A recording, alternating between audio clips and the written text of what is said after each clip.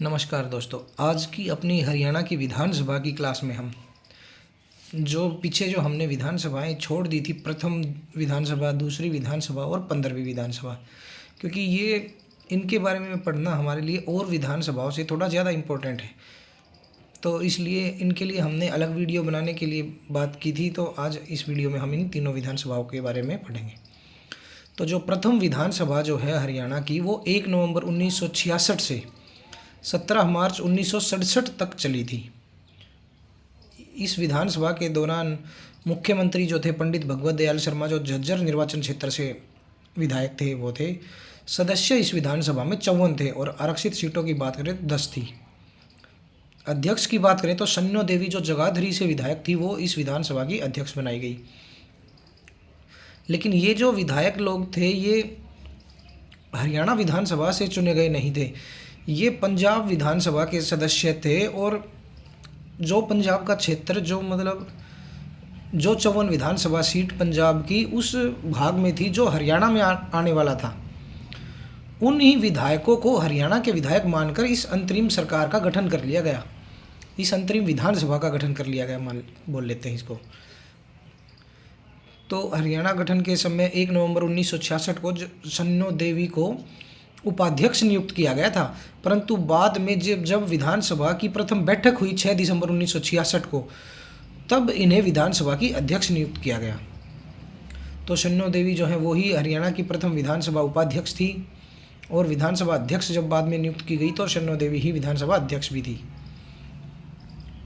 तो ये इस विधानसभा के बारे में एक मेन बात थी कि बिना इलेक्शन के विधानसभा का गठन हुआ था इसका।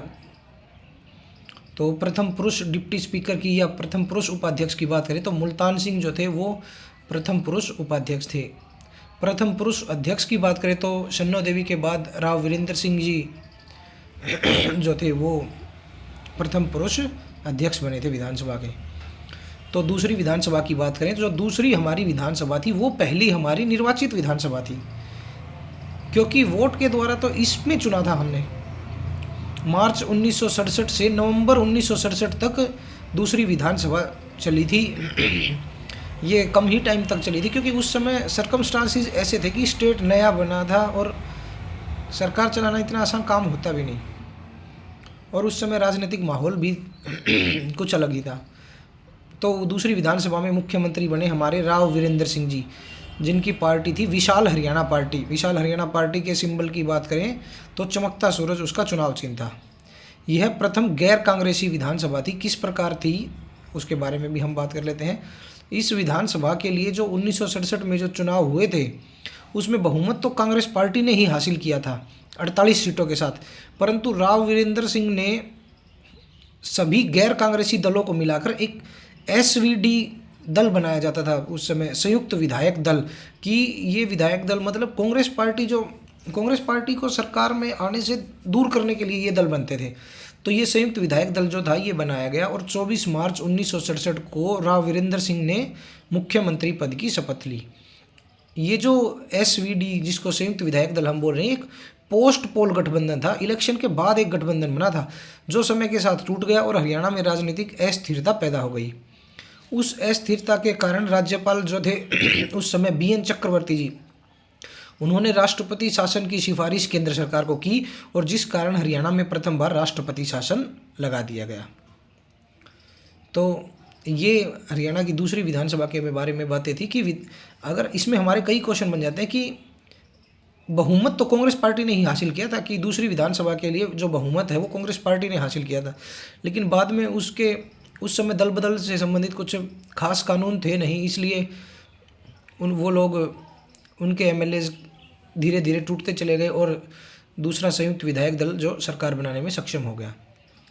तो अध्यक्ष की बात करें दूसरी विधानसभा की, तो राव वीरेंद्र सिंह पहले अध्यक्ष बने थे।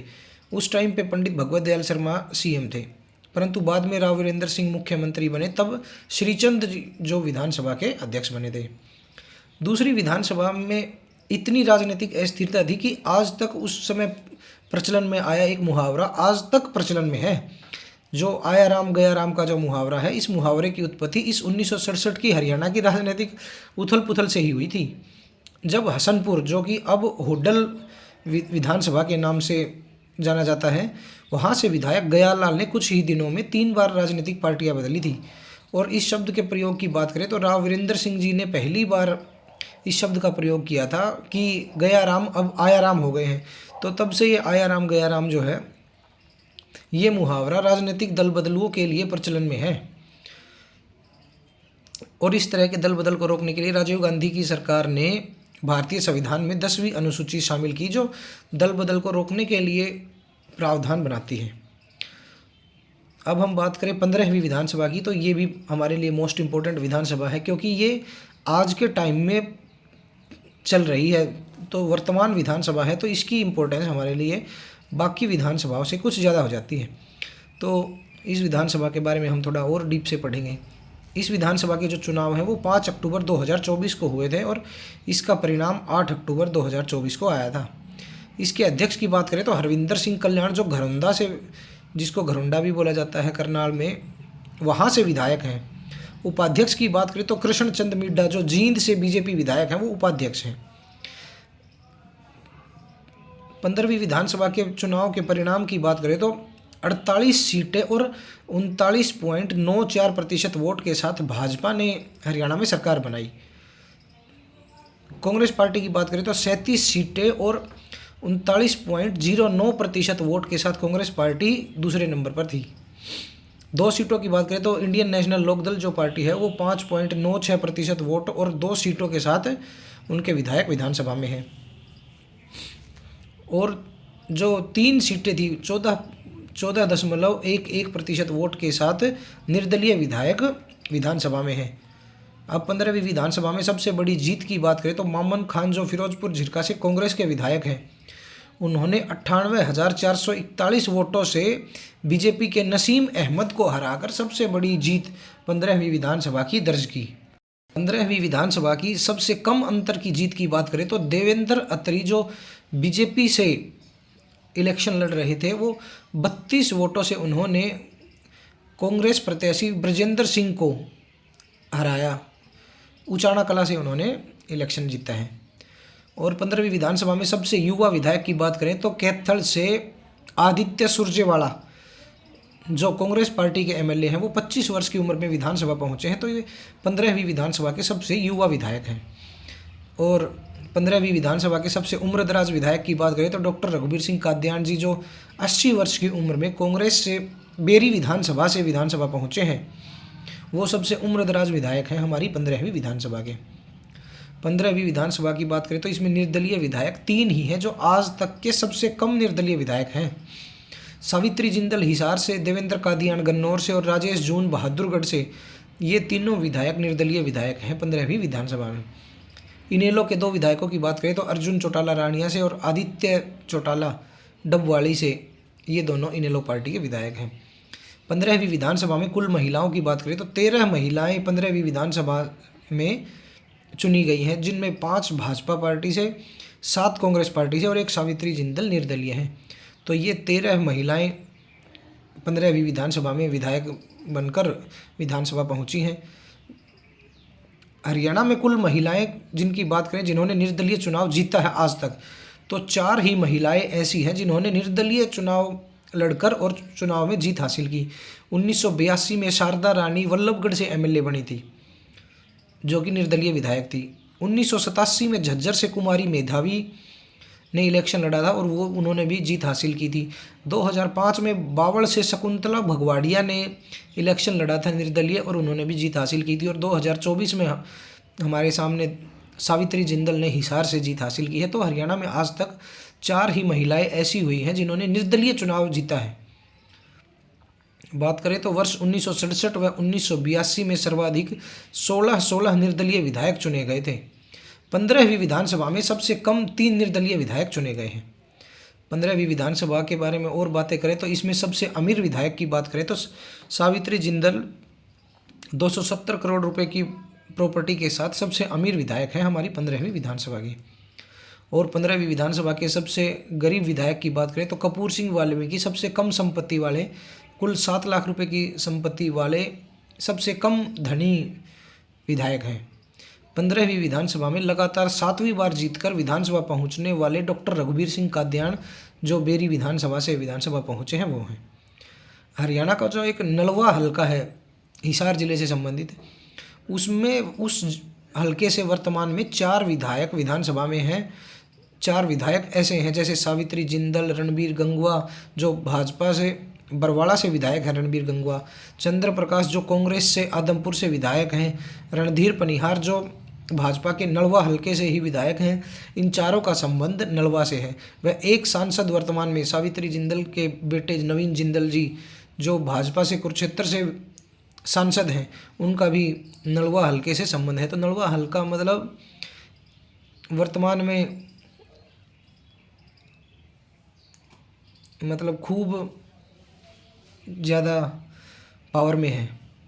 कृष्णा गहलावत की बात करें तो कृष्णा गहलावत भाजपा की जो राई से विधायक है, इनका संबंध इंडिया बुल्स कंपनी से है।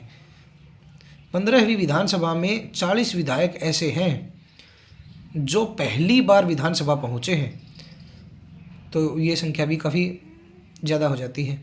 15वीं विधानसभा में अगर क्वालिफिकेशंस की बात करें तो 5 वकील एमएलए हैं हमारे पास, 3 एमएलए ऐसे हैं जो डॉक्टर की पढ़ाई कर चुके हैं, 53 ग्रेजुएट हैं, 8 विधायक 12वीं पास हैं, 13 विधायक 10वीं पास हैं, 5वीं पास विधायक 1 हैं। सिविल इंजीनियर व पोस्ट ग्रेजुएट की बात करें तो 7 विधायक हमारे पास सिविल इंजीनियर व पोस्ट ग्रेजुएट भी हैं। तो अब हम बात करते हैं परिसीमन 2008 के परिसीमन आदेश की। उसमें हरियाणा में कुछ महत्वपूर्ण बदलाव हुए थे, जैसे भिवानी और महेंद्रगढ़ लोकसभाओं को एक कर दिया गया और फरीदाबाद लोकसभा को विभाजित करके गुड़गांव एक नया लोकसभा क्षेत्र बनाया गया।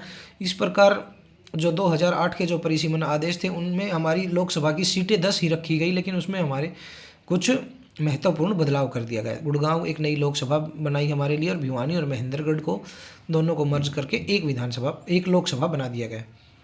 हरियाणा विधानसभा की भी कई सीटें थी, जैसे नग्गल, जुंडला, पाई, रोहत, मेवला, महाराजपुर, डरबाकला, कुछ ऐसी सीटें थी जिनको बदलकर या तो उनको ख़त्म कर दिया गया या उनको मर्ज करके दूसरी विधानसभाओं में उनके क्षेत्र को मिला दिया गया। और कुछ नई विधानसभाएं भी ऐसी हैं जैसे पंचकुला, लाडवा, इसराना, गन्नौर, खरखोदा आदि नई सीटें बनाई गई, परंतु जो सीटों की संख्या थी वो 90 ही रखी गई और आरक्षित सीटों की संख्या भी 17 ही रखी गई। और उसके लिए डेडलाइन रखी गई कि 2026 के बाद की पहली जनगणना तक ये संख्या स्थिर ही रहेगी।